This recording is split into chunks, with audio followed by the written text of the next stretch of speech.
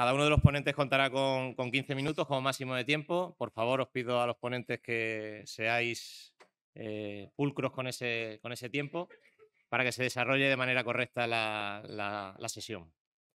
Vamos a dar comienzo con Andrea Balado Rodríguez. Ella es responsable de operaciones en Cubiotech.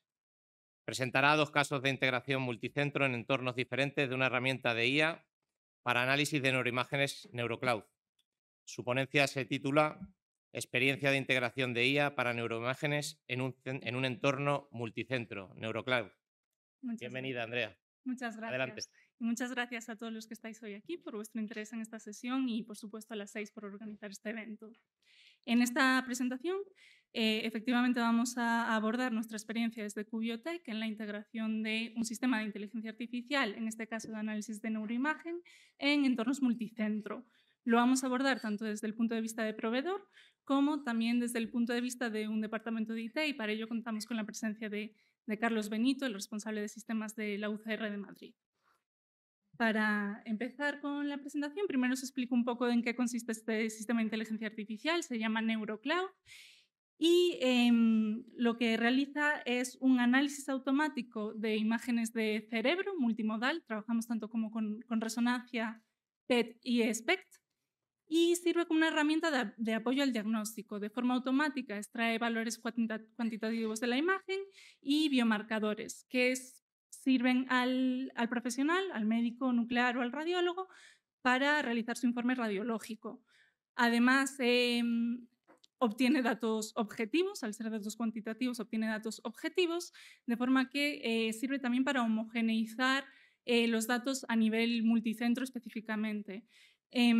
Además, estos datos cuantitativos también son muy útiles de cara a luego, pues, por ejemplo, realizar estudios de investigación, tienen un valor muy, muy significativo, incluso para extraer métricas o utilizarlos en otros modelos de datos matemáticos, pues es muy valioso tener estos datos objetivos y cuantitativos. En esto consiste NeuroCloud y, como yo os decía, precisamente esta homogeneización de los datos produce un gran interés en entornos multicentros o en sistemas sanitarios, de cara a intentar estandarizar esa información radiológica en un entorno de diferentes centros con diferentes protocolos, etc. Vamos a comenzar poniendo un primer ejemplo, que es el proyecto Imaginem Galicia, que se ha presentado recientemente. Se trata de una colaboración entre el Sergas y Novartis. Y los objetivos de este proyecto sería mejorar el proceso asistencial en esclerosis múltiple. Se va a aplicar en las 7 áreas asistenciales de Galicia. Y Novartis se ha interesado en Cubiotech para realizar la parte relacionada con la estandarización de la imagen de resonancia magnética de cerebro en esclerosis múltiple. ¿Y cómo se va a realizar esta integración en el Sergas para este proyecto en concreto? Bueno, primero os adelanto un poco las diferentes modalidades de servicio que ofrece NeuroCloud. Como el propio nombre indica,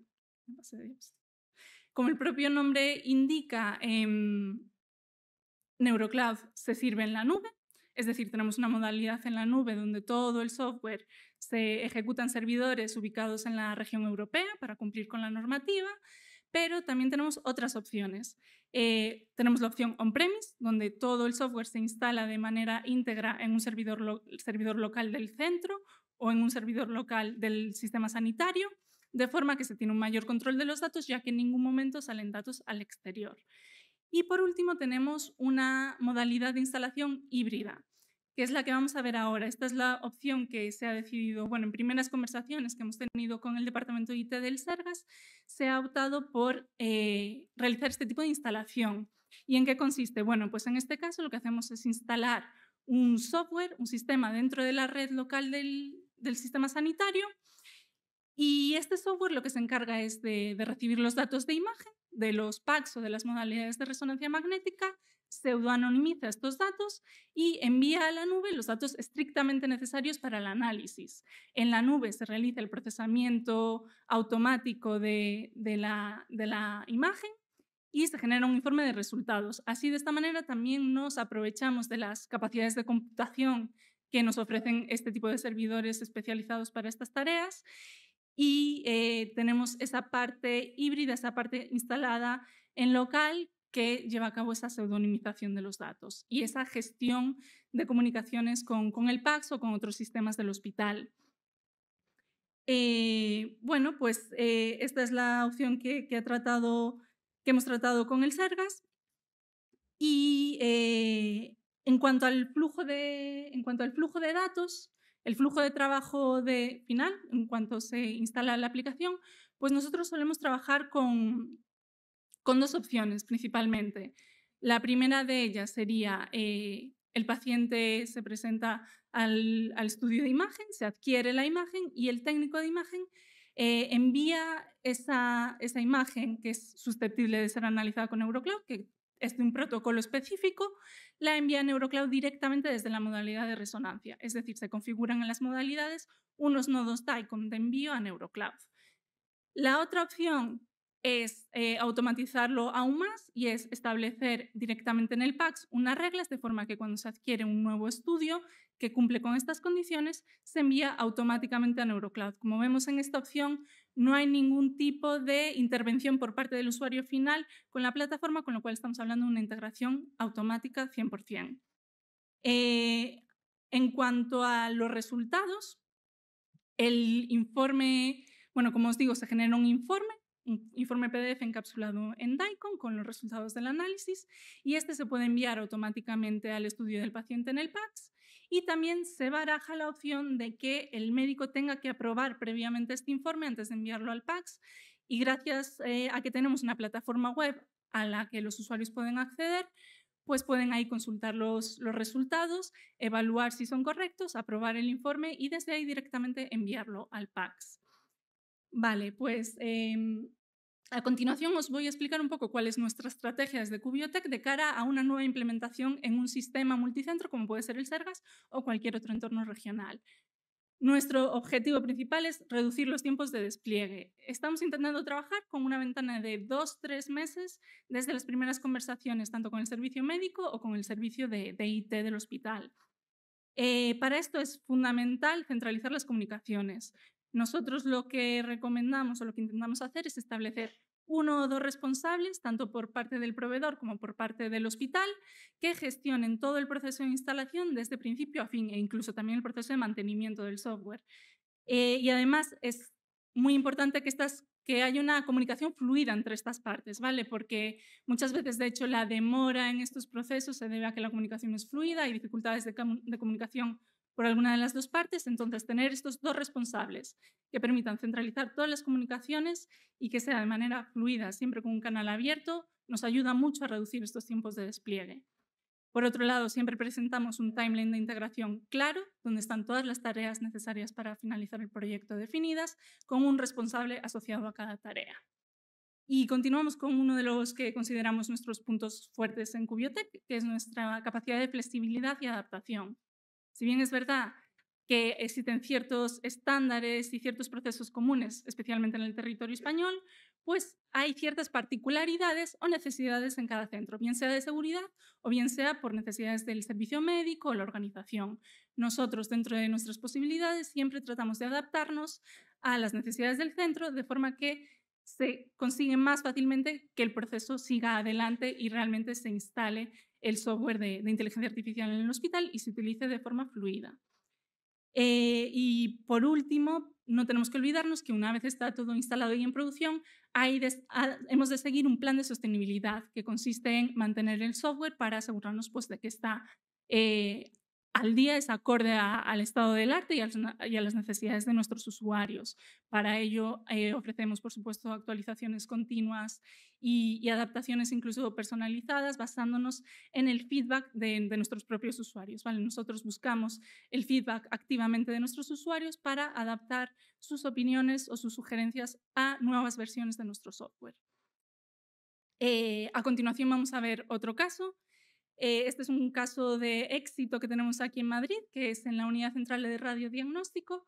Se trata la UCR, para los que no lo conozcáis, es un anillo radiológico que gestiona radiodiagnóstico en 6 centros de Madrid y que desde 2023 en 4 de estos 6 centros utilizan NeuroCloud para el diagnóstico y seguimiento de la esclerosis múltiple y demencias. Cuando iniciamos este proyecto nos enfrentamos a varios retos. El primero de ellos era la variabilidad en la adquisición de las imágenes, ya que cada centro sigue su propio protocolo de adquisición y además cuentan con diferentes máquinas de diferentes fabricantes. Y de ahí también el interés en utilizar un sistema como NeuroCloud que aporta resultados independientemente del fabricante o del modelo del escáner. Y por otro lado, nos enfrentamos a la integración con los diferentes sistemas de información y modalidades que utilizan en la UCR, asegurando en todo momento la interoperabilidad y un flujo eficiente de los datos. En UCR la opción vemos que es diferente a lo que hablamos en el Sergas. Se optó por una instalación on-premise, esto pues por motivos de seguridad y de control de los datos, decidieron utilizar una instalación on-premise. Y aquí quiero explicaros un poco más al detalle el proceso que se siguió para que pudiesen empezar a utilizar el software en la UCR. El primer paso previo a la instalación fue superar el informe de seguridad de la Oficina de Seguridad de Madrid, de la OSI, que básicamente consiste en facilitarles una serie de documentación que es muy similar a lo que es el Esquema Nacional de Seguridad. Y una vez tenemos esa, bueno, la Oficina de Seguridad de Madrid emite un informe que considera viable el aplicativo y además suele incluir una serie de recomendaciones que hemos de justificar cómo las vamos a cubrir. Y una vez tenemos este informe de aprobación de la OSI, ya pasamos a lo que es la integración de NeuroCloud en la UCR. En este caso fue un servidor físico instalado en el CPD del Hospital Infanta Sofía. Y una vez tenemos instalado el servidor allí físicamente, pasamos a lo que es la integración con los sistemas de información del hospital. Para ello se establece un acceso remoto para que podamos dar soporte y mantenimiento a la aplicación. Y por un lado, y uno de los puntos claves, y por esto lo incluyo aquí, es la integración con el directorio activo. ¿Por qué lo comento? Porque bueno, la integración con el directorio activo se utiliza para la gestión de accesos de los usuarios, lo integramos con el propio directorio activo del centro. Y es un punto clave para nosotros en la integración porque es verdad que existen ciertas variabilidades entre diferentes centros que pueden provocar dificultades a la hora de la instalación y por eso nosotros siempre buscamos tener unos datos claros de cómo configurar esta integración con el directorio activo en todas nuestras instalaciones. Y por último tenemos la integración con el PACS y también con las modalidades de RM, ya de resonancia magnética, ya que en este caso se optó por la opción de enviar los estudios directamente desde las modalidades. Como os decía, el técnico adquiere la imagen y la envía a NeuroCloud. Vale, pues una vez completamos la integración, es fundamental establecer una sesión de formación y realizar un seguimiento activo del uso de la plataforma por parte de los usuarios, en este caso radiólogos. Como os digo, realizamos una evaluación continua del software y obtenemos el feedback de los usuarios para aplicar las mejoras que sean necesarias. Esto lo que nos permite es que sea un proyecto estable, que se mantenga en el tiempo y que se le saque el rendimiento que se espera de él. Y a continuación, para que nos comente su experiencia, doy paso a Carlos Benito, el responsable de sistemas de la Unidad Central de Radiodiagnóstico de Madrid. Muy buenas tardes a todos. Gracias por la oportunidad, Andrea, de darme paso a explicar nuestra experiencia desde el punto de vista IT, de cuál está siendo nuestra experiencia con NeuroCloud y con QBio. Realmente ya ha explicado Andrea cuál es nuestro entorno. Tengo solo 3 minutos, no voy a extenderme más. Somos una empresa que nos dedicamos a radiodiagnóstico, somos multivendor, somos un multiprotocolo de adquisición de las imágenes de resonancia magnética. Y entonces, las preguntas que nos hacemos es ¿qué le preguntamos a los proveedores cuando queremos hacer una integración con su sistema? Fundamentalmente se tiene que adaptar a la rutina clínica que tenemos nosotros, es decir, tenemos que hacer un compromiso entre integraciones sencillas y que sea completamente funcional a los requisitos que les estamos pidiendo. También tenemos que asegurar un mantenimiento de mínima información a proporcionar. No podemos dar información de más y, como ha dicho Andrea, también hemos pasado toda la oficina de seguridad con un informe completamente favorable. Bueno, en nuestro caso, Lo que hemos hecho, básicamente, el circuito tal como lo hemos montado es súper sencillo y al final menos es más. Consideramos que una integración de perfil bajo en la que mandamos las imágenes, ya sea desde la modelado o desde el propio radiólogo, y consulta activamente los resultados pasados unos minutos, era la manera más sencilla y efectiva de tener éxito en el proyecto. Entonces, eso es lo que estamos haciendo, con eso se sienten cómodos los radiólogos y así seguimos. ¿Qué nos gusta de QBio? ¿Cómo están haciendo su trabajo? Pues están haciendo, como ha dicho Andrea, y doy fe que es así, hacen una monitorización activa de todo el hardware, del software, con todos los parámetros técnicos y la métrica que nosotros hemos definido sobre el estado del proyecto. Eso funciona. En evolución del proyecto, pues tras la instalación, las reuniones funcionales que hemos tenido con los líderes funcionales de dominio hacen que se hayan ido implementando las medidas que nosotros les hemos pedido. ¿Qué se realiza? Se realiza también un análisis periódico de esa información para saber si lo que hemos pedido funcionalmente, realmente ese ROI clínico, ese valor que añade la herramienta, es como nosotros estamos decidiendo que sea. Entonces, bueno, pensamos que es una manera bastante dinámica de afrontar los proyectos de inteligencia artificial. Muchas gracias, Andrea y Carlos. A continuación, seguimos con los siguientes ponentes. Serán Juan José Sanz del Oso, del SERMAS, y Cristina Rodríguez, de Dedalus. Juan José es ingeniero de telecomunicación por la Universidad Politécnica de Madrid. Actualmente es el jefe de servicio de factoría software en la Dirección General de Salud Digital de la Consejería de Digitalización de la Comunidad de Madrid. Estuvo 10 años trabajando en los sistemas de información sanitarios de atención primaria y luego casi 15 años en los servicios centrales de Sanidad de Madrid. Traen una ponencia denominada Solución Regional de Prescripción de Hábitos Saludables en el Servicio Madrileño de Salud. Bienvenidos. Adelante, por favor. En primer lugar, muchas gracias a la organización por darnos la oportunidad de poder contar este proyecto. Vale, bueno, vamos a ver estos puntos que vienen aquí. ¿De dónde surge este proyecto? Pues este proyecto surge entre la Consejería de Deportes y la Consejería de Sanidad. Se llegó a un acuerdo para generar un programa en el que se pudiesen prescribir no solo fármacos, sino prescribir en este caso activos en salud. De esta manera se pensó hacer una aplicación, un sistema, para que se pudiese implementar este sistema. Bien, no solo el sistema para que los profesionales sanitarios, en principio se pensó en atención primaria, pero luego se extenderá también a hospitales y a mutuas también. No solo un sistema para que los profesionales sanitarios de atención primaria pudiesen prescribir estos activos en salud, sino para que el ciudadano pudiese tener en su parte que su herramienta es la tarjeta sanitaria virtual de la Comunidad de Madrid, y con toda la potencia que tiene, hace que el ciudadano pueda dar ese feedback a los sanitarios directamente de todas las prescripciones que le han podido hacer. Vale, entonces lo que he contado más o menos es que la herramienta sirve para prescribir prescripción de actividad física, ejercicio físico, de tal manera que se establecieron como dos circuitos. Por un lado está el circuito que tienen los profesionales sanitarios y por otro lo que tienen los promotores deportivos de los polideportivos de los municipios correspondientes a la Comunidad de Madrid. De la parte sanitaria, pues los profesionales sanitarios, en principio médico y enfermera, tenían varias posibilidades. Prescribir a los pacientes actividades dirigidas, prescribir actividades autónomas que el propio paciente podía hacer en su casa o por su cuenta, también información divulgativa, enlaces a información interesante, y por último podía hacer una derivación al sistema de deportes.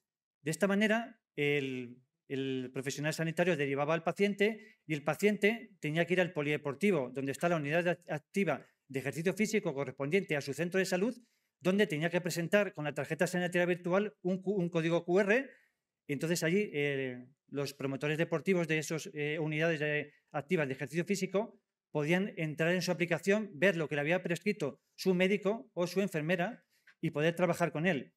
Y el circuito de todos estos profesionales de la parte de deportes también podía mandarle actividades autónomas, actividades dirigidas, y luego todo eso al paciente tenía en su tarjeta sanitaria virtual, le salían todos esos ejercicios, todo lo que iba a hacer, y puede dar su feedback de todo lo que va haciendo para que luego lo sepa tanto el promotor deportivo como luego le va a llegar el informe al profesional sanitario.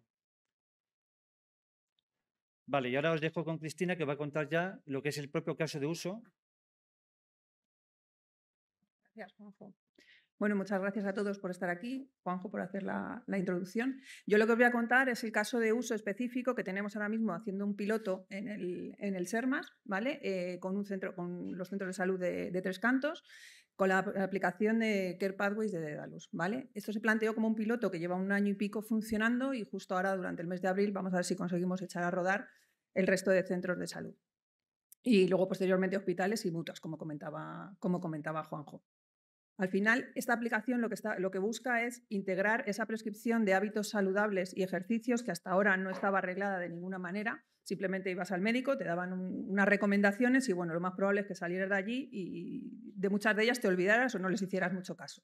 Entonces, la idea es integrar eso con el paciente y con los centros deportivos con el objetivo de que todo el circuito entre primaria, ejercicio físico en los centros deportivos y el paciente mediante su TSV complementen un flujo de trabajo que les haga a todos interactivos con esta solución. En principio, el sistema permite integrar todos esos procesos con la atención sanitaria, los centros de salud, los hospitales y el propio paciente mediante su TSV. Eso es un poco lo que os comentaba ahora. Ese diagrama que vemos ahí son los actores implicados en esta aplicación, ¿vale? En este piloto y en la prescripción de hábitos deportivos, ¿vale? Por un lado está el médico que atiende al paciente desde su centro de primaria. Ahora mismo lo que tenemos es un botón en la aplicación de atención primaria que da un acceso directo a la aplicación de Care Pathways, ¿vale? En esta aplicación ya se le pasan los datos del paciente y el profesional médico directamente tiene todos los datos en su pantalla. El facultativo prescribe actividades o recursos personalizados a ese paciente en función de su historia clínica. Lo que comentaba Juanjo, pueden ser píldoras informativas, vídeos divulgativos, pasaporte saludable. Todo esto el paciente lo verá en su TSV desde el momento en que el facultativo lo guarda en su historia clínica. El paciente tendrá acceso a ver lo que se le ha prescrito desde atención primaria y además dar feedback. Pues lo he hecho o no lo he hecho. Me han dicho que tengo que andar todos los días media hora o que tengo que ir a nadar. Pues hoy lo he hecho, mañana no lo hago. Eso hace que esa información se vuelque en la aplicación y el médico de atención primaria tenga ese feedback sobre lo que ha hecho el paciente. Por otro lado, aparte de esto, puede ocurrir que el facultativo decida que además de prescribirle una serie de actividades, pues es necesario que se desplace a las unidades de actividad física y deportiva que tienen un convenio con la Consejería de Deportes para que un profesional de actividad física y deportiva le haga un estudio personalizado e individualizado y le prescriba desde su centro deportivo aquello que considere necesario. Ahí ya son actividades muchísimo más específicas de lo que le ha podido prescribir probablemente la persona de atención primaria. Bueno, ahora os iba a comentar un poquito cómo se ve esto sobre la propia aplicación, ¿vale? En principio, esa es la primera pantalla en la que entraría el facultativo desde atención primaria. Desde la aplicación de atención primaria, como os decía, tiene un botón de acceso directo que le da acceso a la aplicación de Care Pathways. En esta aplicación directamente le aparecen ya los datos del paciente y ahora mismo únicamente está definido, como veis ahí, fomento de la actividad física. Solamente tenemos un plan, que es el que se está pilotando, pero la aplicación tiene capacidad para muchos planes más, ya sean centrados en el paciente, en grupos específicos de población, determinados segmentos, etc. Ahora mismo el piloto que se está haciendo es únicamente con el fomento de la actividad física. Y ahí vemos lo que sería el plan personalizado. Eso es más o menos el último esquema que os comentaba Juanjo, ¿vale? Con todas las posibilidades de cosas a prescribir que tienen desde atención primaria, pero plasmado en la aplicación.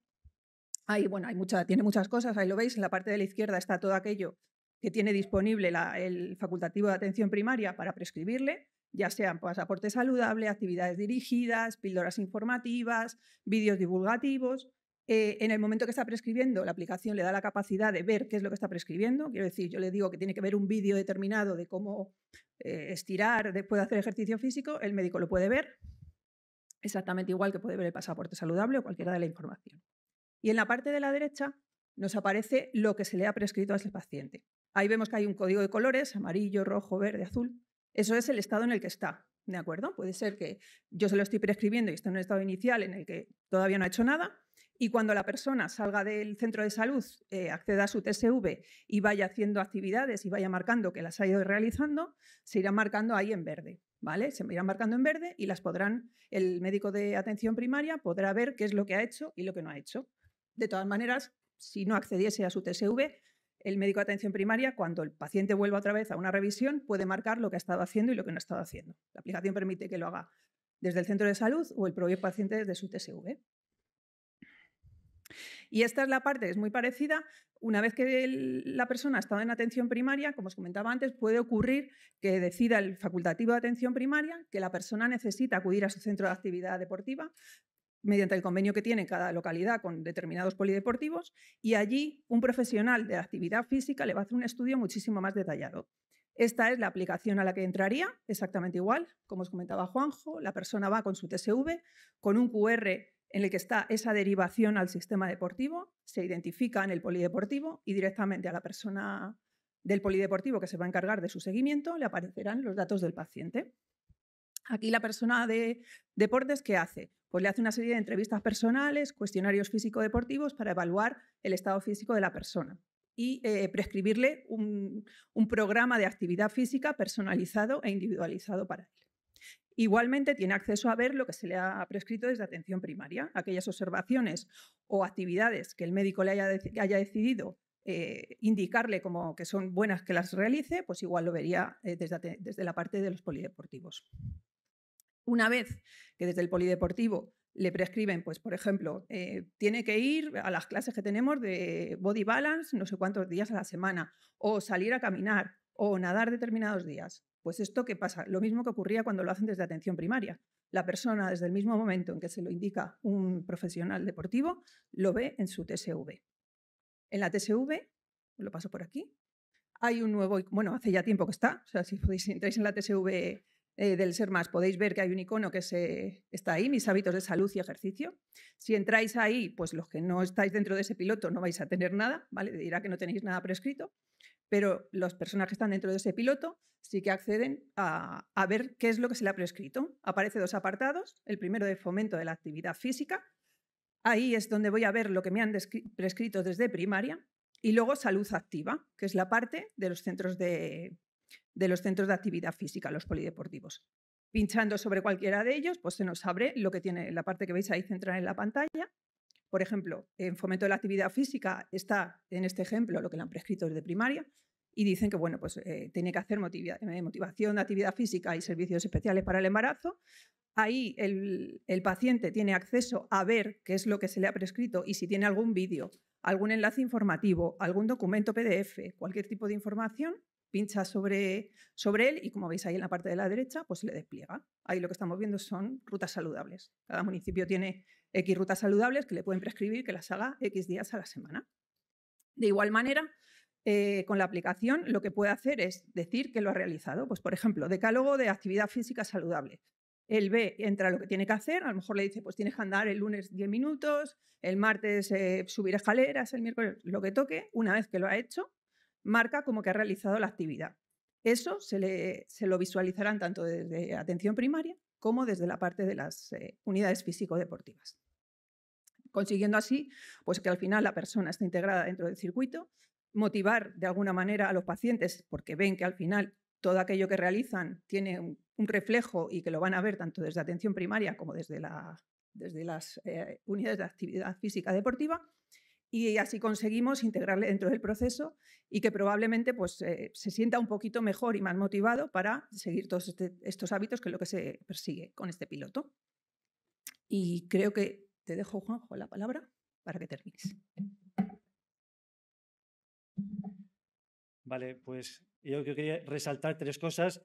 En primer lugar, que está ahora mismo en fase piloto y este piloto va a terminar ahora justo aparte en Semana Santa y ya están hechos los acuerdos, o se están llegando al final los acuerdos entre la Consejería de Deportes y todas las concejalías de deporte de todos los municipios de la Comunidad de Madrid.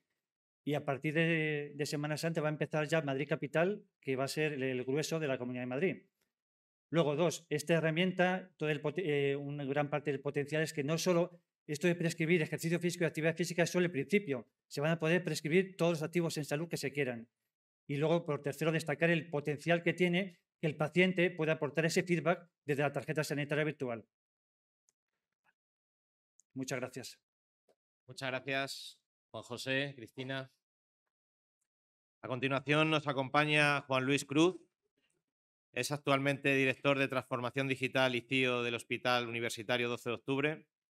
Previamente fue CIO del Hospital Universitario Puerta de Hierro, tras su paso por la consultoría tecnológica. Con más de 15 años de experiencia en el ámbito de la transformación digital de la sanidad, es ingeniero de telecomunicación por la Universidad Politécnica de Madrid, doctor en software, sistemas y computación en el ámbito del análisis de datos clínicos oncológicos por la misma universidad y tiene un programa de alta dirección en instituciones sanitarias por el IES. Es miembro del American College of Healthcare Information Management Executive y fue nombrado por HIMSS como uno de los 50 expertos en IT sanitaria en Europa. Nos trae una ponencia titulada Las tecnologías audiovisuales son estrategia, proyecto Conecta 12. Bienvenido, Juan Luis. Adelante, muchas gracias Roberto por la presentación. Gracias a las 6, desde luego, por la invitación. Voy a intentar, pues en 15 minutitos, voy a intentar ajustarme al tiempo y no pasarme, que si no Roberto me va a echar la bronca.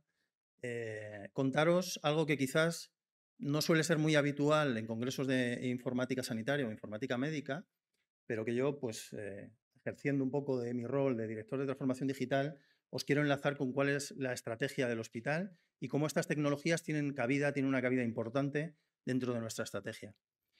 Bueno, el 12 de octubre es un hospital conocido, no he podido evitar poner alguna diapositiva respecto de quiénes somos para aquel que no nos conozca. Pues un hospital público de la Comunidad de Madrid, un hospital muy grande, de los más grandes de España, probablemente también de los que más actividad asistencial tienen en relación a su tamaño, desde luego, pero en términos absolutos también.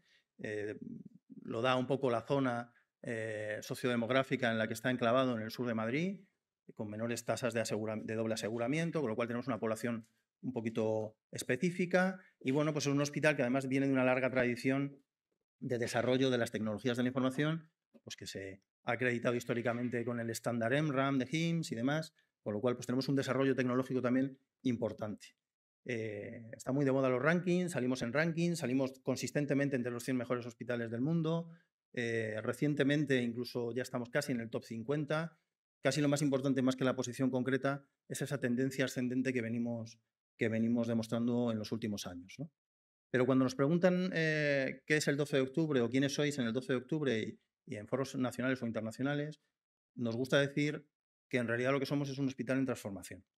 ¿Y por qué? Pues porque en los últimos años verdaderamente hay pocos aspectos del hospital que no se estén transformando. Organizativamente, procesos de trabajo y, por supuesto, infraestructuras. Probablemente lo sepan, pero hemos tenido un proyecto pues, muy grande que comenzó su construcción en agosto del 21 y que hemos finalizado en diciembre del 23, y durante el año 24 hemos preparado y nos hemos trasladado a ese nuevo hospital, y con lo cual pues tenemos un nuevo edificio de hospitalización en el que pues está dotado de la más moderna tecnología que está a nuestro alcance, ¿no? Cuando decimos esto de que nos transformamos porque nuestra estrategia, que se llama Transforma 12, o sea, quiere decir que ya la propia estrategia declara bastante a las claras qué es lo que pretende, plantea esta transformación. Evidentemente tenemos unas metas, unos objetivos que pueden ser compartidos con muchos otros hospitales de la geografía, muy alineados con la cuádruple meta de mejorar la salud y la experiencia del paciente y de su entorno, de las poblaciones en las que estamos enclavados, por supuesto siendo eficientes, comprometidos con un desarrollo sostenible y mejorando la satisfacción. Esto, con esos valores un poco especiales también que tenemos en el 12 de octubre, pues nos llevan a plantear esta estrategia en la que todo el proceso de construcción, de traslado en el hospital, se consideró que era una palanca muy interesante para poder hacer avanzar en esa transformación de la organización. Y es interesante, y esto cuando yo me incorporo al hospital en el 20, un poquito antes de la pandemia, y cuando la directora gerente me cuenta cuál es el proyecto, me gustó mucho ver cómo los propios profesionales habían planteado cuáles debían ser los motores de esa transformación y planteaban que la tecnología y los datos tenían que ser, digamos, motores principales de esa transformación. Tenían que ser condiciones necesarias de impulso de esa transformación dentro de la organización. Dentro de ese rol de motor de la transformación, llegamos a la conclusión de que las tecnologías audiovisuales podían tener un rol. ¿Por qué? Porque hay ciertos objetivos estratégicos para los cuales esas tecnologías audiovisuales nos podrían servir muy bien, ¿no? Planteamos este proyecto que denominamos Conecta 12 que básicamente se trata de integrar distintas plataformas tecnológicas que nos permitan conectar estas redes de trabajo, formales e informales, entre profesionales, con pacientes, gestionando contenidos audiovisuales y permitiendo ese intercambio de información y de colaboración entre estos actores. Así que partiendo de estas metas generales, concretamos un poco más una serie de objetivos estratégicos, como puede ser el mayor confort o mejora de la experiencia de los pacientes y de los profesionales, conseguir mejores resultados clínicos a través del fomento de la colaboración entre profesionales o de la educación en salud de los pacientes que tenemos ingresados, mejorar la información que reciben los pacientes y sus familiares, desarrollar a los propios profesionales también, facilitándoles el acceso a eventos, a congresos, a contenidos que pudieran permitirles mejorar esa docencia, esa investigación y, por supuesto, también tener mayor proyección internacional, que lo que nos permite al final es forjar alianzas con soluciones avanzadas que podemos traer a nuestro hospital. Para ello, el proyecto Conecta 12, pues el diseño funcional que tiene es básicamente de introducir las tecnologías audiovisuales como un utility más. O sea, igual que tenemos red de datos, ¿por qué no tener una red audiovisual dentro del centro? Y esa red audiovisual, por supuesto, tiene una configuración troncal y una configuración capilar, y en esa configuración troncal pues hay determinados nodos de la red audiovisual que son nodos más clásicos y que, bueno, pues más o menos muchos hospitales pueden tener, como puede ser un auditorio, pero que queríamos extender más allá a otros espacios como puede ser nuestro centro de simulación, como pueden ser los propios quirófanos o salas de procedimiento, que son centros que van a ser capaces de emitir y de recibir contenidos en alta calidad y con baja latencia. Y luego unas redes capilares que nos permiten pues, llegar a salas de reunión, a que todos los servicios tengan salas de reunión en las que puedan conectarse a esta red audiovisual, a puntos de información desplegados por el hospital o incluso, ¿por qué no?, a la televisión, que en este caso es televisión IPTV, llegar a los pacientes en sus habitaciones en función de sus necesidades. Y para ello no es solamente infraestructura, el proyecto contempla la necesidad de producir contenidos propios del hospital, de realizar los contenidos como si fuéramos un canal de televisión que decide en cada momento qué contenidos van a cuál de estos nodos de la red audiovisual. Dentro de este proyecto, como os decía, está la cuestión de las salas de trabajo. Bueno, las salas de trabajo lo que nos permiten es, por supuesto, realizar presentaciones, visualizar contenidos y asistir remotamente a eventos, con lo cual evitamos también desplazamientos de profesionales dentro del hospital, asistir a eventos online, realización de videoconferencias. Con la pandemia hicimos un despliegue muy potente de la mano de la Consejería de Digitalización de todas las herramientas de Microsoft. Todos nuestros profesionales tienen acceso a Teams, con lo cual ahora es muy fácil para los profesionales poder conectarse entre sí con otros servicios, compartir en ese momento historia clínica, compartir imagen médica y tener discusiones o tener conversaciones que de otra manera hubieran requerido desplazamientos físicos, pactar previamente cuándo nos podíamos ver y, sin embargo, ahora la comunicación se está empezando a producir de una forma mucho más fluida. Más allá de lo que es la propia red audiovisual, pues hemos introducido en el proyecto algunos otros elementos también innovadores. Por ejemplo, desplegamos un modelaje del hospital virtual en el metaverso para nuestro 50 aniversario que se produjo el año pasado. Hemos experimentado, porque no tenemos todavía un despliegue hecho, pero hemos experimentado y probablemente llegaremos dentro del proyecto a desarrollarlo, este tipo de recorridos virtuales, por ejemplo, para pacientes. Y como les decía también, integrarnos con la televisión de los propios pacientes de forma que podamos tener la capacidad de enviar contenidos en función de la patología del paciente, en función de las necesidades de cuidados del paciente, poder generar esos contenidos y, ¿por qué no?, pues a un paciente, igual que cuando llegas a un hotel, el hotel te da la bienvenida y te ofrece una serie de contenidos, pues ¿por qué no?, cuando el paciente está ingresado para realizar un determinado procedimiento, ofrecerle información de cómo va a ser su procedimiento, de cómo va a ser su recuperación y demás, ¿no? Con lo cual, todo está integrado dentro de la misma red audiovisual. La implementación pues, nos ha llevado mucho esfuerzo porque los primeros pasos del proyecto comenzaron en el 20 con el COVID, luego pasamos a la construcción del hospital y hemos tenido que compaginar todas estas tareas, todos estos retos con este despliegue de esta red audiovisual. Entonces, bueno, pues ha habido trabajos más de infraestructura, como pueden ser estos que ven en la pantalla, de construcción de auditorios o mostradores de bienvenida a pacientes con video wall para que se pueda ofrecer información a los pacientes según entran en el hospital sin necesidad de que la tengan que pedir. Hemos hecho un despliegue enorme de salas de trabajo y de reunión con esta tecnología pues, audiovisual, de compartición de contenidos sin cables, de forma que es muy fácil para un profesional conectar su ordenador que está en su propia sala de trabajo o un ordenador portátil e inmediatamente transmitir contenidos, utilizar cámaras y micrófonos integrados en la sala sin necesidad de tener que configurar nada. Es conectar y funcionar.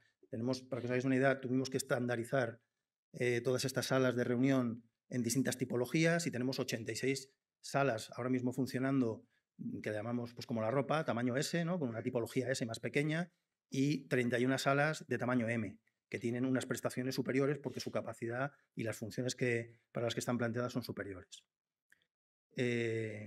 Igual a nivel de implementación, todo este desarrollo ha requerido una tecnología de transmisión de vídeo por IP para la que no teníamos experiencia.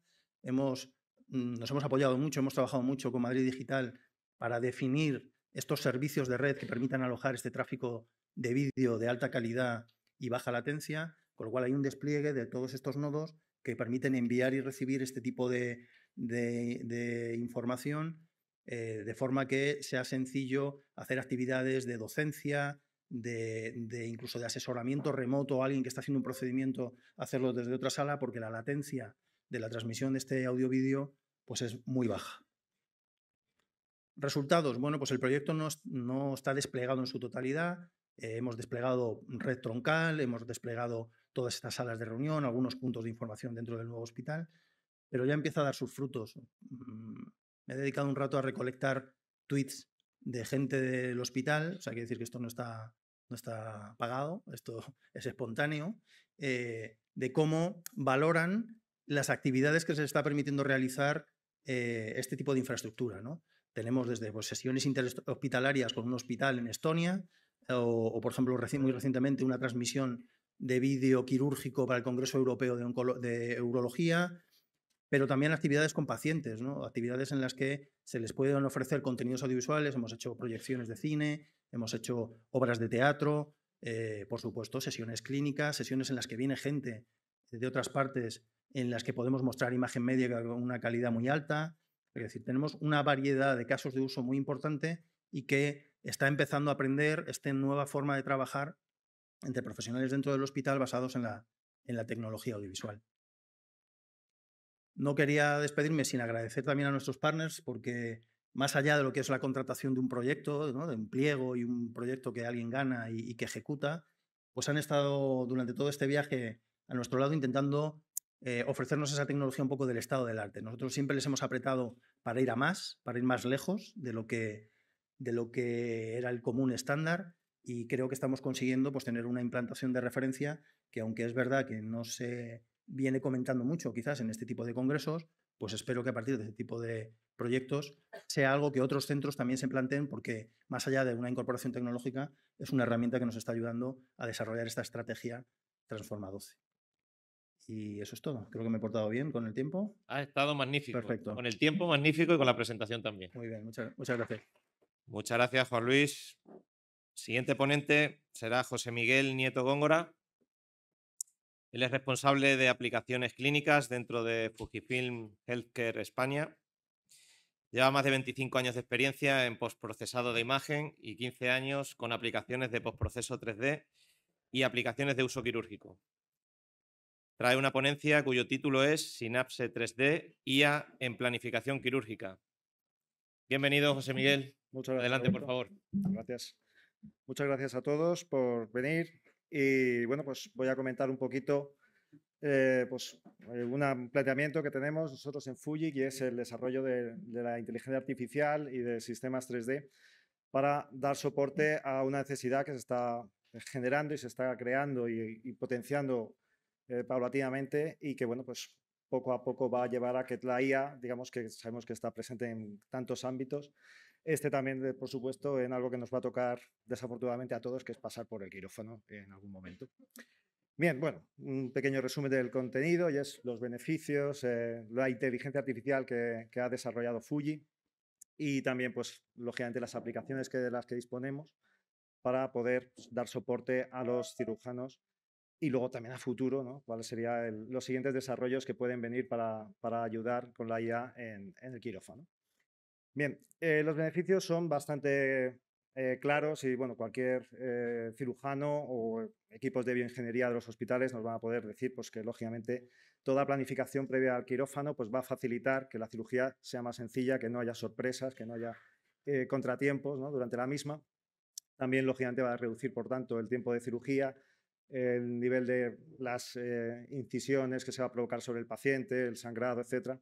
Todo esto va a mejorar naturalmente y luego también eso redundará en el beneficio de una más pronta recuperación por parte del paciente. Fuji ha desarrollado una inteligencia artificial que tiene varios ámbitos, se llama Rayleigh y bueno, vemos cómo tenemos varias patas, digamos, sobre esta inteligencia artificial. La primera de ellas es la segmentación, en la cual pues, vamos a ver principalmente ahora pues, todas las herramientas que tenemos para poder crear segmentaciones automáticas y muy precisas y fiables de las diferentes regiones quirúrgicas que vamos a operar. Y luego otras partes como es la detección automática y también la creación de informes, pero bueno, eso sería otra parte de esa inteligencia artificial que hoy no nos va a atañer. Esta inteligencia artificial llamada Rayleigh, como digo, está involucrada en el software que llamamos Synapse 3D y es el que se dedica específicamente para esta planificación quirúrgica, ¿no?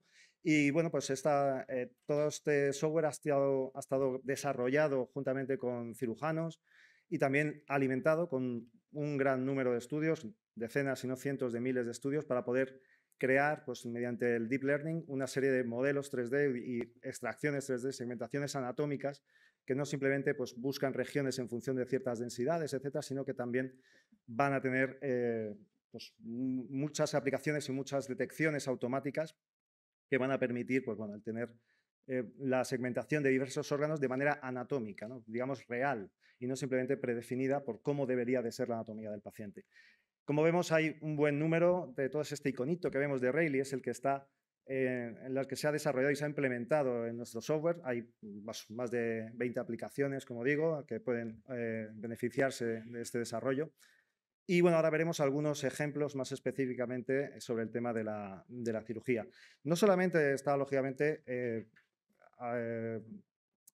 centrado en el tema de la cirugía, sino que se puede aplicar, por supuesto, en temas como la radiología, cardiología, cirugía, por supuesto, la investigación, ya que todos los resultados que obtenemos también se pueden exportar de manera como tablas o como otra serie de tipos de documentos de información para hacer explotación de datos y minería posterior de todos esos segmentos y extracciones que se van a realizar, y otros datos como pues, uso clínico, enseñanza, etcétera, etcétera. Vale. Bien. Los puntos fuertes de la herramienta, sobre todo para los quirófanos, es que es una solución dedicada para cada especialidad. Es una solución muy sencilla de utilizar, solamente hay que seguir unos ciertos pasos para llegar a los resultados que ellos esperan y que ellos necesitan para planificar esa cirugía. Al estar guiado, pues no es fácil que no se despisten, no sepan, digamos, no se equivoquen a la hora de utilizarlo y de obtener estos resultados. Y luego, por supuesto, los resultados, lógicamente, pues requieren de que sean fiables, de que tengan ciertos, y bueno, tenemos luego la confianza de bastantes KOLs que bueno, pues, han certificado que el uso y las extracciones que realizamos son ciertamente correctas y fiables. El desarrollo de la aplicación, como digo, lleva varios años. De hecho, este año hace 15 años que se inicia el desarrollo de la aplicación Synapse 3D. Y bueno, pues como digo, en la medida del paso del tiempo se ha ido incorporando más y más especialidades. Empezamos únicamente con la segmentación hepática y luego se han ido incluyendo bastantes más extracciones que bueno, pues facilitan mucho más la tarea para otras especialidades aparte de simplemente el cirujano abdominal. El workflow se puede hacer incluso automatizado, de un workflow eficiente que hace que según los estudios se envían desde el PACS, esas imágenes de TAC, resonancia, PET-TAC, etcétera, se vuelcan a nuestra plataforma, automáticamente se realicen ya ciertas extracciones para que cuando el usuario, ese cirujano, radiólogo, etcétera, vaya a ver el estudio, pues ya se encuentre ciertas operaciones realizadas y no tenga que hacerlas él por sí mismo, sino que ya haya parte del trabajo hecho. Vamos a empezar por las diferentes aplicaciones, simplemente una breve mención de las que tenemos. El análisis hepático, en el cual pues, tendríamos esa extracción, como digo, segmentación hepática de diversas regiones de tumores, diferentes arterias, venas, regiones hepáticas también con subdivisión de los segmentos hepáticos de manera automatizada, en fin, otras regiones también adyacentes al hígado. Y bueno, todo eso va a poder ser calculado y todo por el propio usuario va a poder utilizar las herramientas por sí mismo para obtener toda la información que necesita previa a la cirugía, incluso fusionar imágenes de diferentes modalidades, como vemos ahora en un caso de un PET-TAC y un TAC, o bueno, o incluso resonancia, etcétera, se va a poder combinar para obtener lo mejor de cada tipo de imagen y de ese modo, pues bueno, tener esas extracciones lo más fiables y posibles, con la mejor calidad posible. La fusión se hace mediante una fusión no rígida, con lo cual pues siempre vamos a tener un resultado óptimo, no va a haber superposición de tejidos ni estructuras y bueno, pues todo ello de manera, como digo, 100% automatizada para que el usuario pues siempre tenga que verificar que la extracción es correcta y no tenga que realizar nada por sí mismo. Aquí, bueno, tenemos algunos ejemplos simplemente de esas extracciones automáticas, en este caso las vena, la porta, suprahepáticas, tumor y demás. Bueno, pues simplemente son ejemplos de cómo se realizan de manera automática y cómo se crea ese modelo 3D que luego también el usuario va a poder visualizar. E incluso en casos complejos en los cuales hay grandes tumores y lesiones que podrían dificultar esa extracción automática y que, bueno, pues mediante el Deep Learning se ha conseguido que el resultado sea realmente óptimo y que el usuario pues prácticamente no tenga que hacer nada, ¿no?, a la hora de visualizar, nada más que visualizar el resultado y verificar que toda la extracción ha sido correcta. Los resultados, por supuesto, hay que exportarlos y guardarlos en alguna parte, ¿no? Lógicamente se va a poder exportar de 1000 maneras. Imágenes DICOM que luego se puedan fusionar con un navegador o con otro tipo de estudios, exportación de modelos STL u OBJ o, como vemos en este caso, un PDF 3D que también se va a poder exportar a la propia historia clínica del paciente en caso de que fuera necesario para que cualquier que pueda abrir ese PDF, que es un PDF, como vemos, en un Adobe Reader, va a tener un visor 3D para poder visualizar todas estas segmentaciones de una manera rápida y sencilla. Aquí, bueno, no me podía resistir a poner un poco de casquería, hablando de quirófano, y bueno, pues simplemente mencionar cómo hay publicaciones que correlacionan, lógicamente, toda la planificación quirúrgica y todas las planificaciones de resección que van a hacer los cirujanos con las propias imágenes que luego ellos a posteriori obtienen en el quirófano, ¿no?, viendo el resultado de la operación para efectivamente ver los beneficios, ¿no?, que aporta la planificación quirúrgica antes de las operaciones. Tendríamos luego otra serie de aplicaciones por las cuales voy a pasar un poquito más de puntillas. Y es que, por ejemplo, la laparoscopia virtual, en la cual, pues igual, también su principal beneficio, aparte de lo que hemos visto también en el hígado, es la posibilidad de poder planificar los puertos de inserción, en los cuales el cirujano ya va a poder ver exactamente, oye, dónde voy a colocar el puerto, cómo va a ser el neumoperitoneo, etcétera, y bueno, pues poder aportar información adicional sobre cómo va a ser esa posible resección de cual o tal región anatómica. También, por ejemplo, ahora vamos a pasar al análisis pancreático, en el cual pues, de igual manera se van a poder planificar en base al tumor cuál sería la posible resección del páncreas, segmentando las diferentes regiones del páncreas, pues la que les interese a ellos, y siempre teniendo en cuenta pues, todas las imágenes posibles, con toda la información de la vasculatura y regiones adyacentes que tenga el páncreas del paciente, ¿no? Por supuesto, incluyendo pues, riñones, bazo, hígado, etcétera, pues todo lo que se quiera segmentar se va a poder hacer para que el usuario tenga toda la información necesaria en cada momento. Igual para el análisis rectal, pues una serie de extracciones, como digo, 100% automáticas, el software no hace todo por nosotros y el usuario pues, simplemente va a poder visualizar de todas las maneras necesarias pues, dónde está la lesión y cuál va a ser el mejor acercamiento para la cirugía en cada uno de los casos, incluyendo también la posibilidad de medir ciertas distancias y localizaciones de cuáles serían las regiones más próximas y qué vasos van a tener que tener cuidado en cada momento. El análisis renal, en cuyo principal beneficio, aparte de lo que ya vemos, es también la posibilidad de simular una especie de endoscopia y también el poder calcular regiones del riñón para ver si se va a climpar en una cierta región, cuál va a quedar isquémica. Y también la resección pulmonar, en la cual pues, bueno, se puede planificar diferentes operaciones en cada caso y vamos a poder ver pues, eso, desde planificación de lobectomías completas, parciales, etcétera, etcétera, etcétera. También tenemos una postcito para neuro, que bueno, igual con diferentes segmentaciones de vasculatura, regiones cerebrales, hueso, etcétera, y posible planificación de trepanación, etcétera. Para finalizar, simplemente comentar pues, qué se puede plantear a futuro con el uso de la IA. Bueno, pues todas estas imágenes que ahora mismo están alimentando y que lo único que permiten es la planificación por parte de los cirujanos de cómo será la cirugía, a futuro se van también a poder implementar. Estos modelos ahora mismo solo se pueden hacer que se superpongan a la imagen para tener una imagen de realidad aumentada de, oye, ellos están viendo la cámara laparoscópica y ven ese hígado del paciente y detrás saben lo que hay porque se ve esa imagen 3D superpuesta. Pero a futuro la idea es que existan también modelos, ¿no?, que permitan, mediante IA, vídeos que se graben, etcétera, pues alimentar a los robots, ¿no?, poder crear una cirugía autónoma de diversos tipos, laparoscópica o, bueno, orificios naturales, etcétera, y que eso provoque que, bueno, pues, la cirugía sea 100% autónoma. Como digo, eso todavía está en planteamiento. Ahora mismo, como vemos aquí, esta curva de expectaciones-tiempo, ahora estaríamos en ese valle, ¿no?, donde hay muchas cosas realizadas, como la realidad virtual, usos autónomos en algunos casos y segmentaciones automáticas, etcétera, pero todavía falta un largo camino para alimentar a esos robots con inteligencia artificial, donde haya, pues, operaciones y cirugías grabadas y anotadas que puedan enseñarles a realizar las cirugías por sí solos, lógicamente siempre supervisadas por un cirujano. Y bueno, creo que esto es todo por mi parte. Muchas gracias, José Miguel. Bueno, pues vamos a por la última de la tarde. Va a cargo de la empresa Microsoft y trae como título Humanización en consulta, transcripción por voz como agente transformador. Por favor, adelante los ponentes. Bueno, buenas tardes a todos. Como veis, tenemos un formato un poco diferente para la última sesión del día, así que gracias a SEIS por adaptaros a este formato también. La verdad que es un honor participar, pues no solo en las 6, sino hacerlo con dos organizaciones como Quirón Salud y como el Hospital Sant Joan de Déu, y además hacerlo sobre un tema que pensamos que está tan de actualidad en este momento, ¿no?, como es las posibilidades que nos brinda la inteligencia artificial generativa para transformar toda la práctica clínica. En concreto, vamos a hablar de un caso de uso que es el de la transcripción y generación del informe médico en consultas.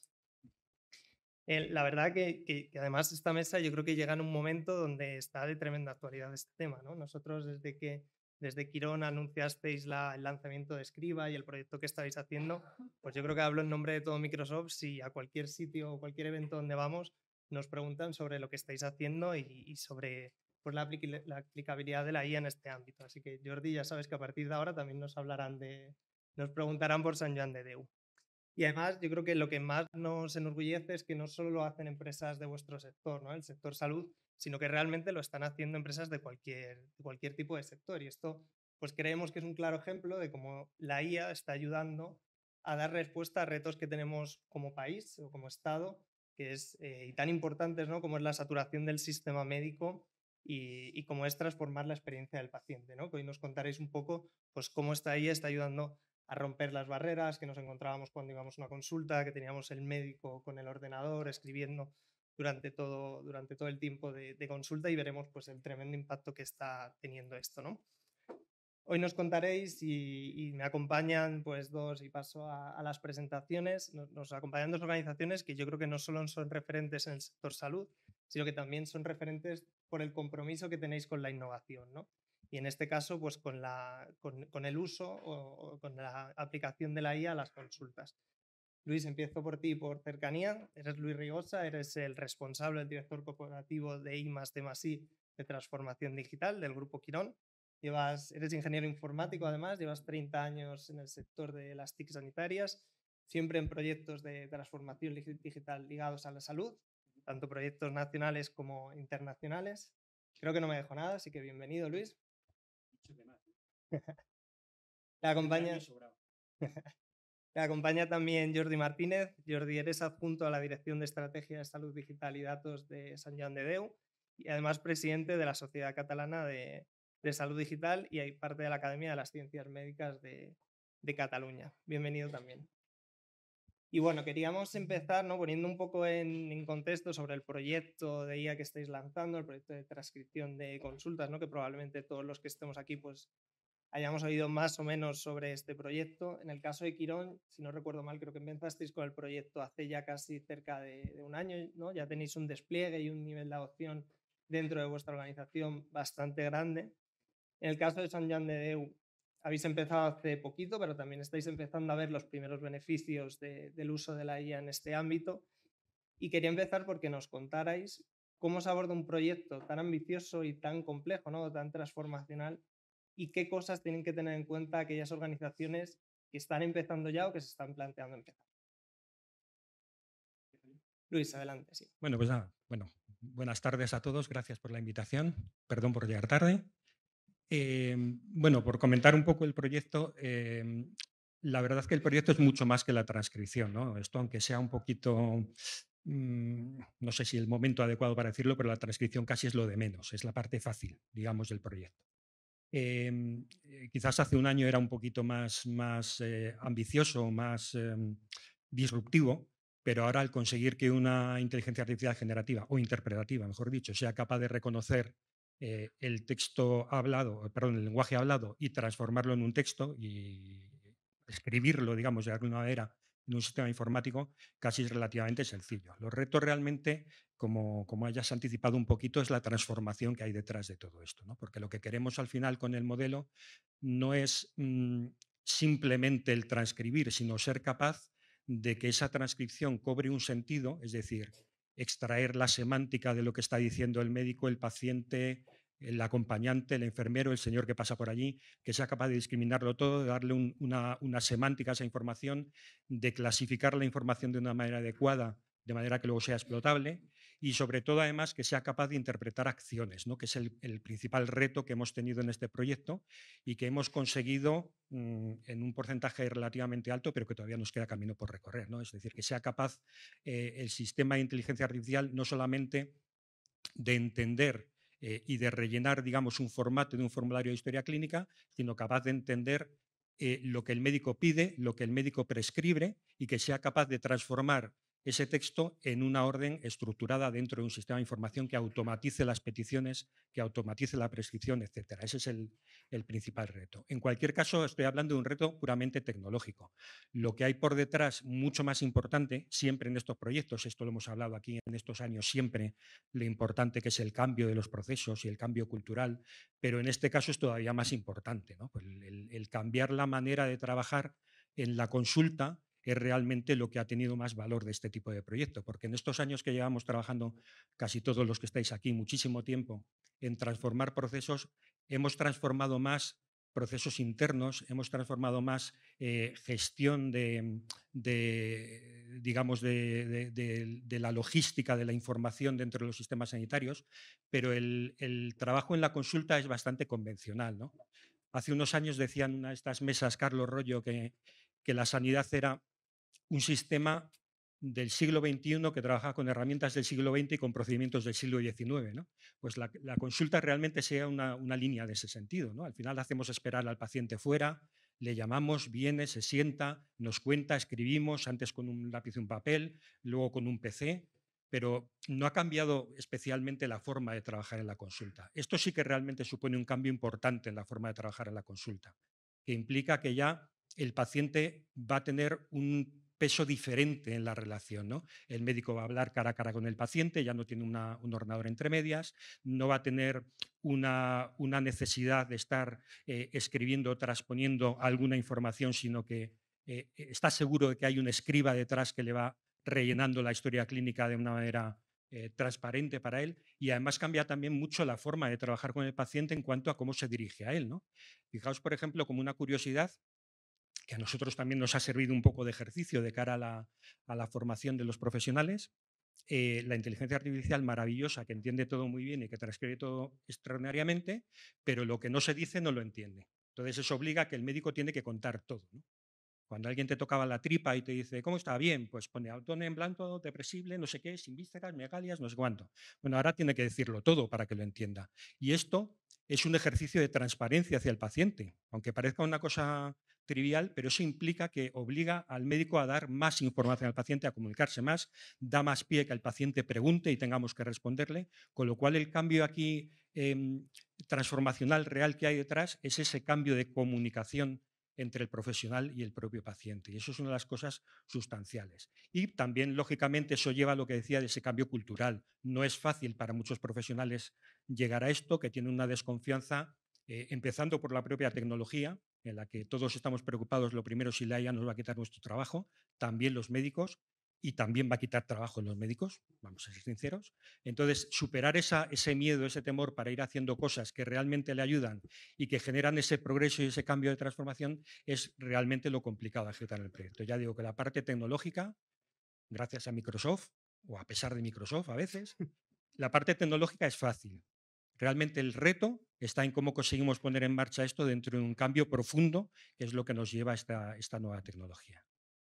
Aprovechando esa parte tecnológica que comentabas, Luis, porque vosotros decidisteis coger las piezas, ¿no?, de inteligencia artificial de Microsoft y construir vuestra propia propiedad intelectual para hacer esto.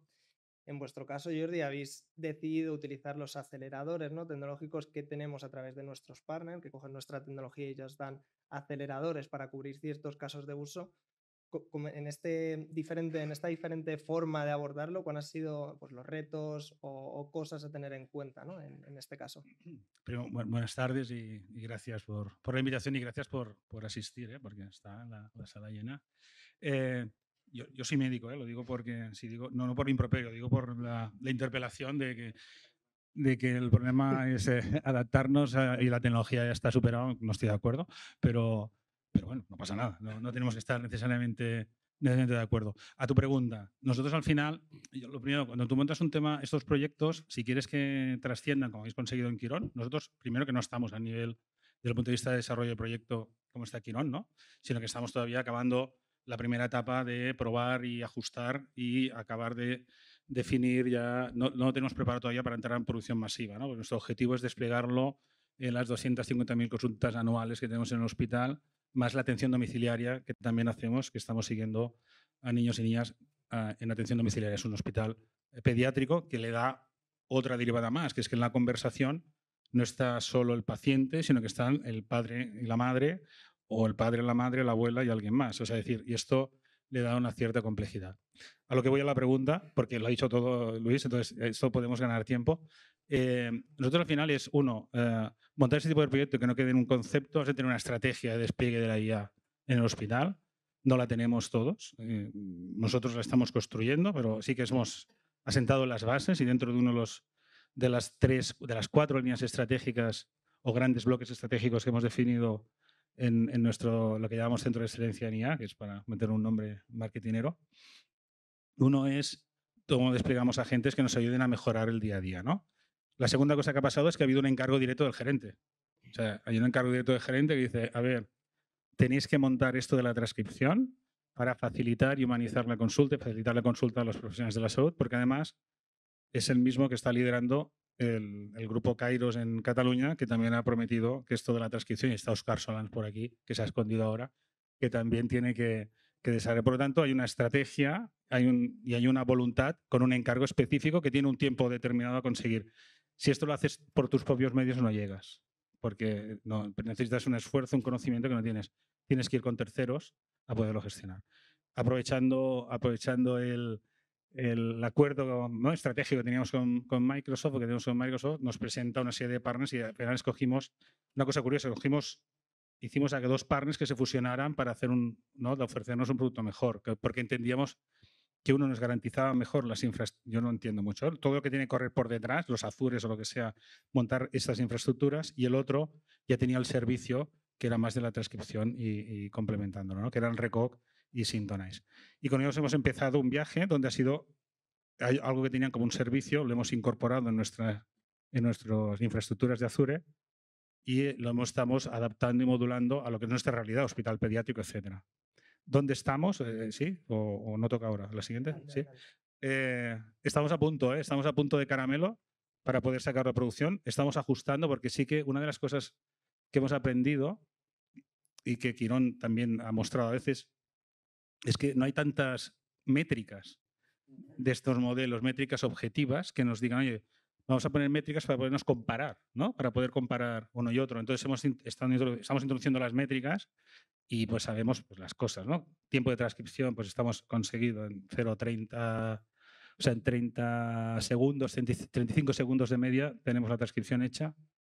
Y lo que no tenemos todavía es que estamos calculando, ¿cómo se llama?, la distancia de, ¿cómo me sale el nombre? O sea, si hay una métrica que está por ahí de nuestro compañero de Recoq, que al final lo que te mide es cuánto el profesional tiene que corregir de la transcripción que le propone el sistema, ¿no? Y eso tiene que tender a 0. 0 sería imposible porque no sería codificación casi automática, o sea, transcripción automática, y eso no lo vamos a hacer, pero tiene que tender a 0. Y luego lo que estamos midiendo es el tiempo que consume el profesional en validar la transcripción. Entonces, tenemos que ver si es un problema nuestro, porque nos paramos mucho en mirar, o si es un problema de la herramienta, pero vamos, la pinta muy bien y la relación es buena. Yo creo que después de Semana Santa estaremos ya en disponibilidad para que la gerencia apruebe. Y otra cosa que hemos aprendido es cuánto cuesta la fiesta, porque al final las pruebas estas sirven para decir, oye, eso está muy bien, pero oye, consumes. Entonces, a los comités de dirección hay que subir y decirles, las 250.000 consultas, esto te va a costar te vas a tener unos costes de operaciones incrementados que se va a mantener ya por siempre en el hospital, porque lo tienen que asumir en su presupuesto, porque si no, al final quedaremos en pruebas de concepto. Y ya en la siguiente ronda ya sigo con... Sí, bueno, hablabais, ¿no?, de los diferentes estadios en el que estáis. Quirón ya lo tenéis más que desplegado, vosotros todavía no estáis ahí. Luis, una pregunta para ti. ¿Cómo se convierte esto de ser una prueba de concepto, de algo muy transformacional, a algo que ya esté dentro de la propia práctica clínica, ¿no?, y que escale dentro de la organización? ¿Cuáles serían para ti las claves para que eso llegue a suceder? Bueno, aparte de la suerte, que tiene que ver a veces siempre, pero bueno, sobre todo, a ver, todo proyecto de este tipo tiene 3 vectores, digamos, de ejecución, ¿no?, dentro del ámbito nuestro sanitario, que es la organización, el profesional y el paciente. Evidentemente, el éxito de un proyecto se basa en que cuanto más, en que los 3 vectores sean positivos y cuanto más magnitud tenga cada uno de los vectores, más fácil vamos a llegar a tener éxito en un proyecto de este tipo. ¿Qué es lo que pasa con este proyecto en concreto, con esta tecnología en concreta? Que es relativamente fácil conseguir que los vectores crezcan. Es verdad, muy importante lo que ha dicho Jordi, que esto tiene unos costes, y tiene unos costes importantes además, porque Microsoft no nos lo pone fácil a la hora de pagar estos servicios de IA, ni Microsoft, ni Google, ni nadie. Estamos generando ahora un mercado que no existía, que se está construyendo para nosotros como consumidores, para Microsoft y todos los demás como proveedores, y todavía no tenemos muy identificado realmente de qué estamos hablando, ¿no? Y hay modelos de negocio ahora mismo incluso que son asumibles. Aún así, este tipo de proyectos tiene suficiente ventaja y suficiente beneficio, probablemente no en un plazo muy corto, pero sí en un plazo medio, como para poder amortizar suficientemente la inversión. Y eso en la parte de organización ya es un vector importante. El vector de paciente también está clarísimo, porque la mejora en cuanto a la calidad de la información que se gestiona, que puede ayudar a tomar mejores decisiones, el tener menos errores en la realización de los informes más comprensibles para los pacientes, que muchas veces algunos médicos se olvidan que el informe es para el paciente primordialmente. El hecho, además de que esté muy familiarizado con la tecnología, ¿no?, que es una cosa que no es ajena a los pacientes, sino que ya están conviviendo con ella, pues hace que el vector paciente sea fácil de traccionar. El vector profesional es muy importante y esto es crítico también a la hora de manejarlo, ¿no?, porque hemos tratado de conseguir que esto lo vean los profesionales como una ayuda a su trabajo, como focalizar su trabajo en una atención mucho más cercana y mucho más humana hacia el paciente, que esa es una de las claves, ¿no? Porque si empezamos a examinar esto, y estoy de acuerdo con el tema de las métricas, pero si empezamos a examinar esto con ver cuánto vamos a recortar en la consulta, si va a ser más rápida, si vamos a poder ver más pacientes por tiempo, eso sería inviable, claro. No, que te estoy dando la razón. Que te estoy dando la razón. No. Que está bien el que digamos que con esto a lo mejor el médico dedica menos tiempo al hecho de escribir o lo compensa con el tiempo que tiene que llegar a revisar, no lo sé. Lo que importa es que aunque la consulta dure lo mismo, la naturaleza de la consulta que está realizando es totalmente distinta, porque es totalmente distinto a tener el paciente delante y estar mirando a la pantalla y escribiendo que estar hablando con el paciente, aunque luego tengas que dedicarle un minuto a revisar la transcripción, porque eso se puede hacer incluso con el paciente fuera de la consulta, que es una de las cosas que hacemos nosotros, ¿no? O sea, ese es un poco, es darle valor al tiempo que se está con el paciente. Y en lo que estamos haciendo nosotros, y os lo digo, es la experiencia ya que llevamos vistos durante este año que llevamos en producción casi 300.000 consultas, o sea, que hablamos de una dimensión alta ya de pacientes trabajados, tenemos 15.000 médicos trabajando con Scribe, con lo cual, bueno, pues ya tenemos más que probado la realidad de esto, y el hecho es que lo que más valora al paciente es esa atención personal. O sea, el tema del tiempo antes, el tiempo después, incluso llega a relativizar el tiempo de espera y todo esto ya le le importa menos, ¿no? Porque da una sensación mucho más humana. Y eso nos lleva además también a generar una transformación total de todo el circuito. Lo estamos ejemplificando ahora incluso transformando la propia sala de consultas. Estamos haciendo ya todos los desarrollos posibles para quitar el PC por completo, para evitar necesitar un PC, yo que sé, para ver la imagen radiológica o para ver determinadas cosas. Vamos a intentar eliminarlo por completo. Estamos eliminando la mesa en la consulta, estamos cambiándolo en unas mesas redondas o en unas mesas que permitan una cercanía, ¿no? Y que, igual que estamos ahora nosotros dos aquí, tenemos una sensación más de diálogo, de conversación igual a igual, es distinto a cuando hay una mesa entre medias y yo tengo una silla mullida con ruedas y tú una silla de madera, ¿no? Que parece que hay una diferencia incluso de clase, ¿no? Lo hacemos en un entorno mucho más amable que genera una situación de mucha más confianza para el paciente. Entonces, arrastrar un proyecto que tiene su complejidad estructural, su complejidad tecnológica, arrastrarlo con un cambio transformacional de todo, es lo que va ayudando a que esto vaya en una aceptación en torno a los 3 vectores. Y aunque os digo la verdad también que los 3 vectores, el de la organización y el del coste, es el que más está sufriendo ahora. Porque el coste que tiene el desarrollo interno, externo será menos, pero también será, en un entorno que sigue siendo algo inmaduro, porque no olvidemos que la parte de la IA hace año y medio ya no tiene que ver con lo que tenemos ahora, incluso en los propios modelos de provisión de los servicios tecnológicos.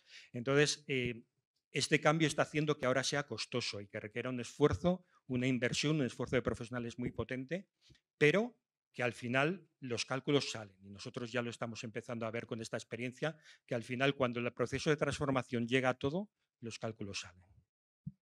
De hecho, por alusiones, porque habéis hablado los dos del tema costes, yo creo que tenéis razón, ¿no? O sea, al final esto es algo muy nuevo que hace un año y medio casi no conocíamos, que las grandes tecnológicas estamos empezando a definir cómo va a ser el modelo de negocio, pero para mí hay 3 buenas noticias, ¿no? La primera, que los números salen cuando realmente hay una transformación en la organización.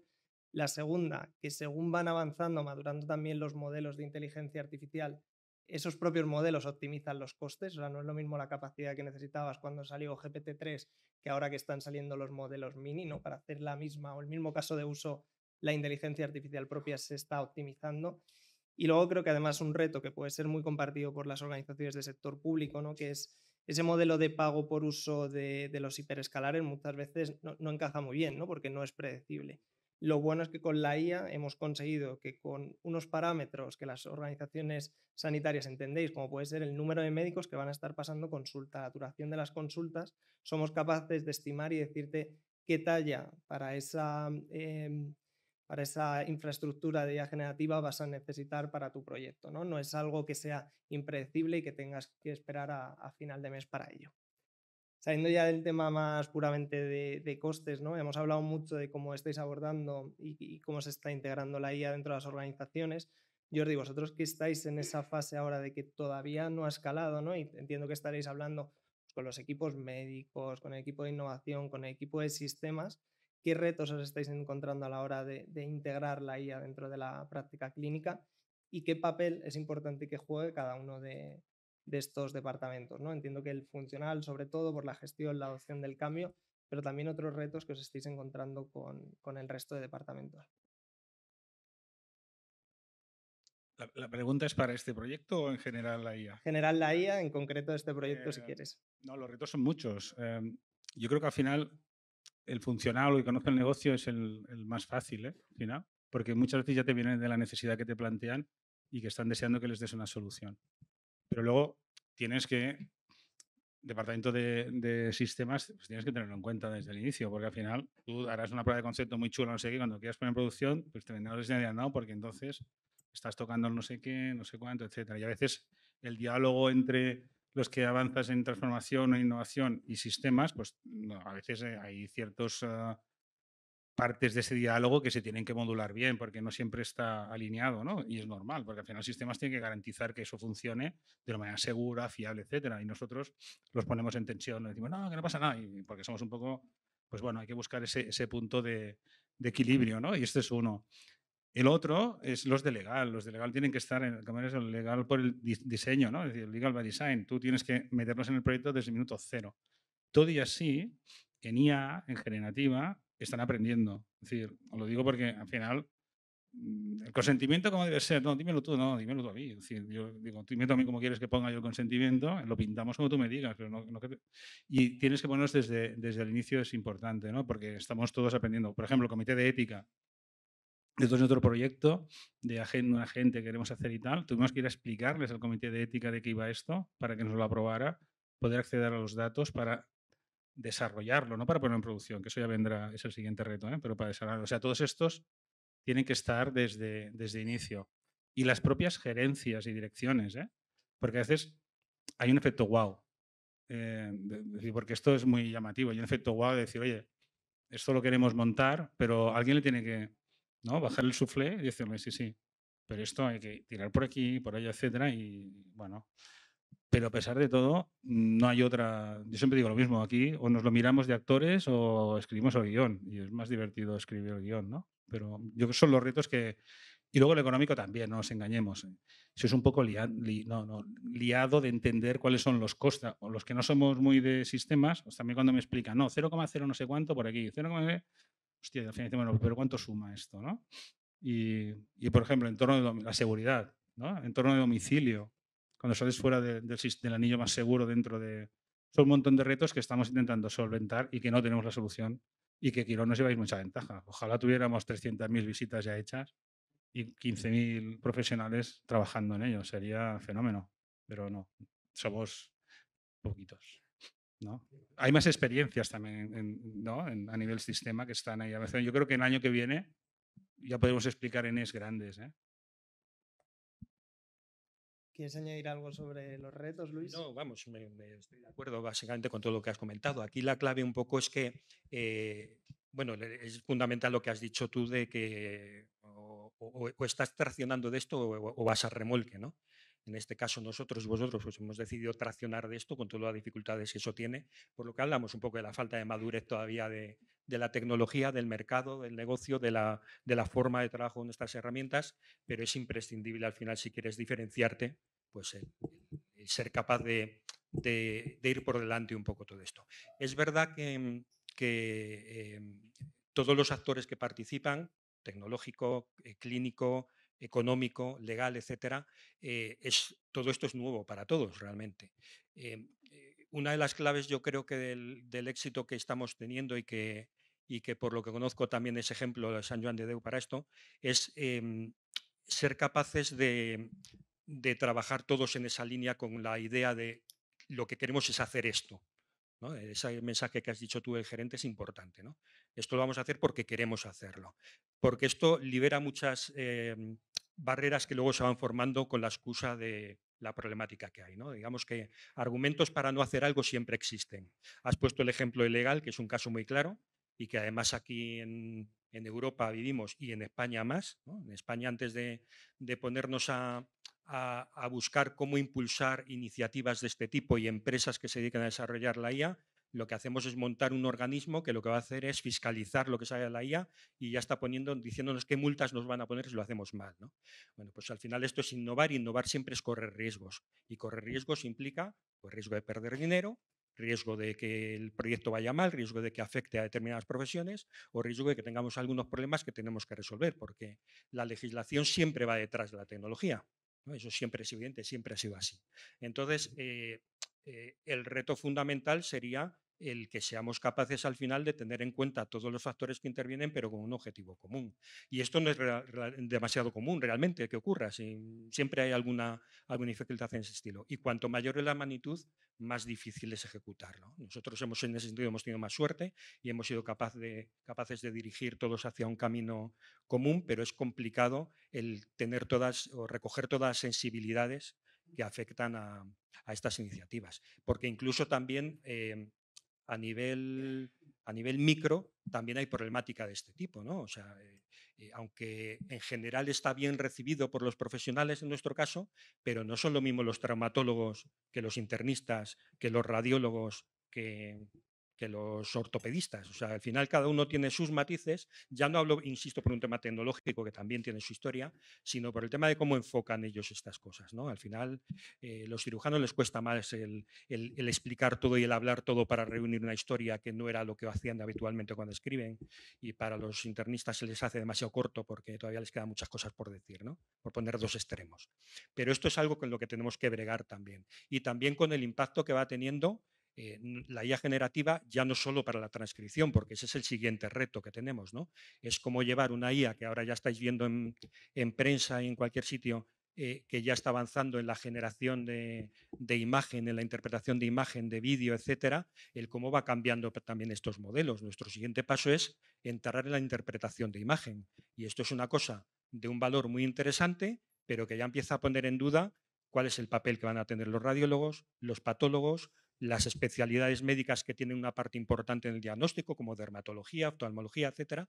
Bueno, pues esto empieza a poner patas arriba a las cosas. Y aquí ya empieza a haber también dificultades de si esto lo vemos como una ventaja o no, o hasta dónde podemos llegar, en qué me afecta a mí o en qué no me va a afectar.